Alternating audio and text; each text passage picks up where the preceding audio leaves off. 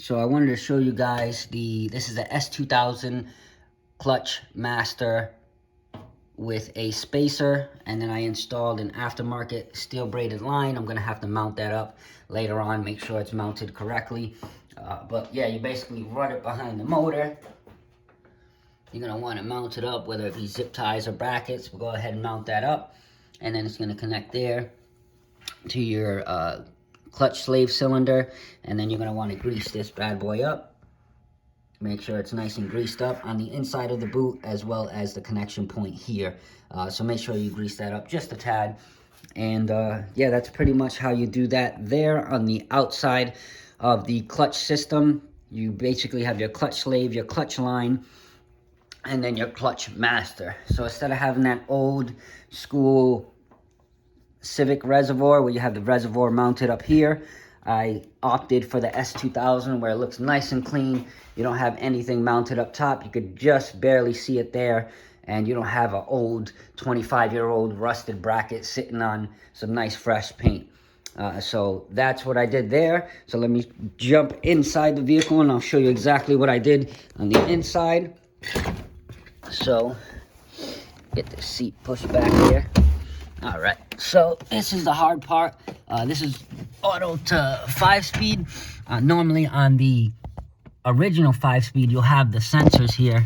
You'll have a sensor, let's see, you'll have a sensor here, and then you'll have a sensor up top. Let's see if you can get a good view. There's that other sensor, so there's one at the top, and then one at the bottom here. But I took them out because I don't have any plugs plugging into them, because I still have the automatic wire harness. If I had the manual wire harness, I can go ahead and use that.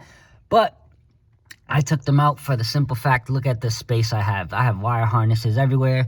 Got the fuse box right here, so it's very hard to get this in. So I just took them out. It's not really a necessity. So I did that. And two important points I want to make here is make sure that these are torqued down all the way. There's one here and one at the top on the other side, as you can see.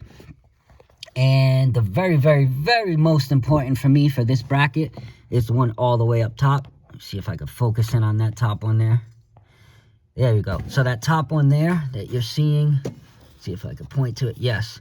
So this one here is very important, because if you don't have that one mounted in, what's going to happen is you're going to press the clutch and the whole bracket is going to start to bend downwards. So you're going to start pressing the clutch, and eventually this whole bracket's going to bend, and the clutch is not going to work the way it should, and it's not going to engage. So with that said, that is pretty much how you install the clutch pedal bracket into place. And then the master cylinder is these two screws. So you do that, and then this here, you'll have to adjust it depending on your application, but you can adjust it here. You loosen this screw, and then you could turn it left or right, depending which direction you need to go for that clutch to engage. So what I want to do is have this poke out as far out as possible, so that when I do press the clutch, you can see it's engaging right away.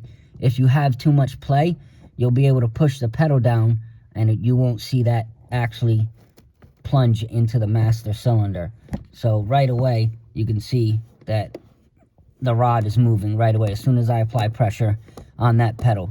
And you want to put a bolt. There's a safety clip that goes in here, but I just used a bolt and a nut, as you can see. So you can use it if you want, or you can get the original safety clip that goes in there. Just remember, guys, this was auto and I'm switching it over to 5-speed, so I used any spare parts I had out of the old Honda Civics. So basically, with that said, that's how you install your clutch master cylinder. You want a clutch pedal, put those two screws in, put the other screw up top right there. That's the most important.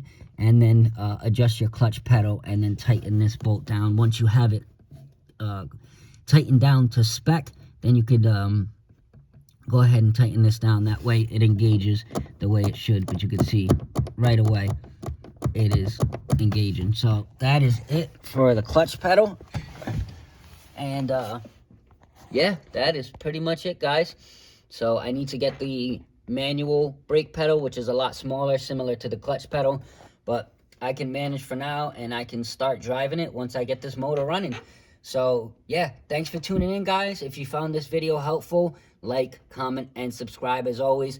Thanks for tuning in with Built J.